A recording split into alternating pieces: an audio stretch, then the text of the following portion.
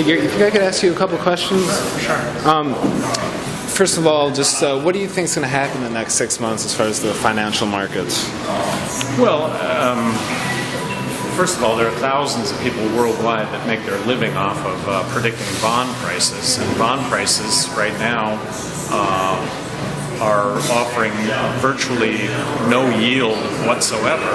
Now, that's as a result of the Federal Reserve basically buying up, issuing, printing money, and banks borrowing that money and then buying up treasuries as opposed to loaning it out to you or I, because why take a risk when you can, in a closed loop, make money off of you and I with no risk?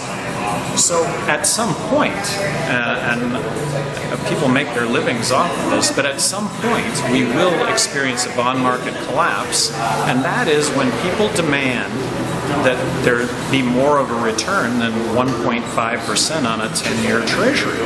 So what does that look like? What does that crash look like to the average American?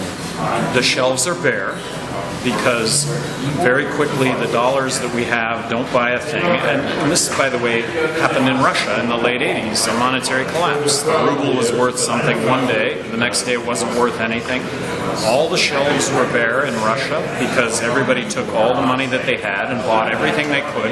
And by the way, this happens really quick because everybody realizes that dollars aren't going to be worth anything, so you rush to the store to buy everything that you possibly can, because tomorrow, everything that you have in your hand, dollars, don't buy anything. That's a monetary collapse, and we're not immune from that happening. So what has Gary Johnson done personally to prepare for this collapse?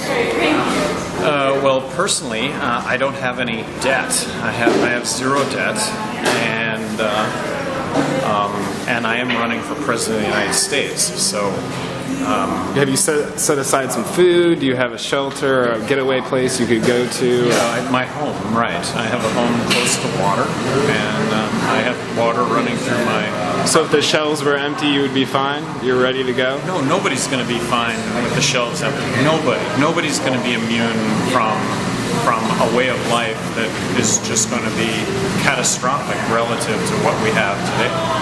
Okay. And another thing that's been a lot of chatter online is about your foreign policy and this idea of humanitarian warfare. Do you have any comment on that? Just that I don't think any of us want to stand by and watch a Holocaust go down. And so in that context is my, look, I don't want to see a Holocaust go down. What is a Holocaust? What is a humanitarian war? One of the Supreme Court justices was asked to define pornography. And his response was, you know what, I can't really define it, but when I see it, I know what it is. As President of the United States, I'd like to think that I would recognize a Holocaust going down and be able to address that. I am absolutely military non-interventionist.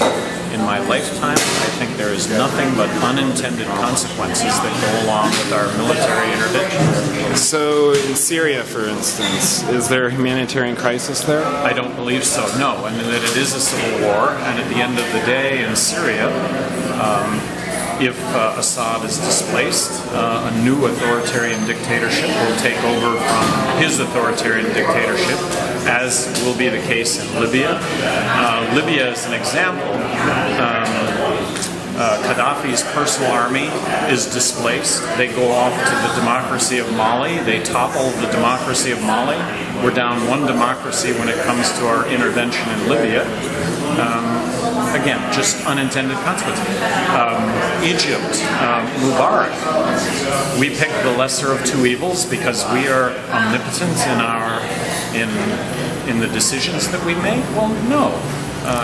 Are you concerned that if we do go into Syria, there might be some sort of repercussions from Russia and China, and their... Yes. Let me just use Iran as an example. If we bomb Iran, we're going to make ourselves another 100 million enemies that we did not otherwise have. The biggest demonstration in support of the United States after 9/11 was in Iran. And we're going to bomb Iran? And if we're going to bomb Iran, how come we didn't bomb China when they were developing a nuke? How come we didn't bomb Pakistan or India? We opened up trade with China. Is China a threat to us? I would argue not, because we are an active trading partner with China. What about trade with Iran?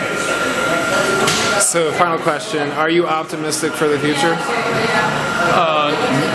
No. I don't see either party addressing the issues that face us, and if the issues aren't addressed, I think we're going to find ourselves with a collapsed government and a way of life that is just unfathomable to all of us. So you think if that vacuum is created, something horrible is going to replace it?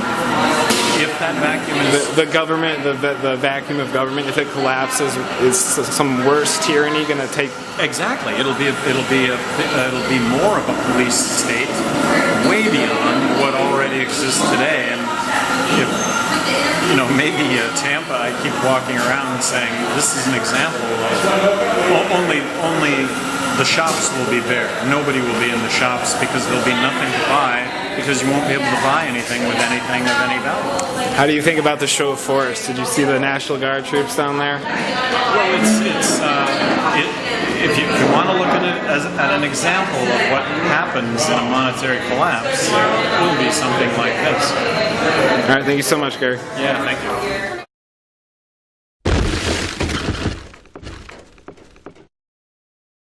I really believe that auditing the turning lights on in the room with regard to the Federal Reserve and what the Federal Reserve does would be eye-opening to everybody, and everybody would see what an inside job this is. What I plan on doing, I'm going to do one of two things. I'm either going to write in Ron Paul and vote my conscience, or vote for Gary Johnson, Libertarian candidate.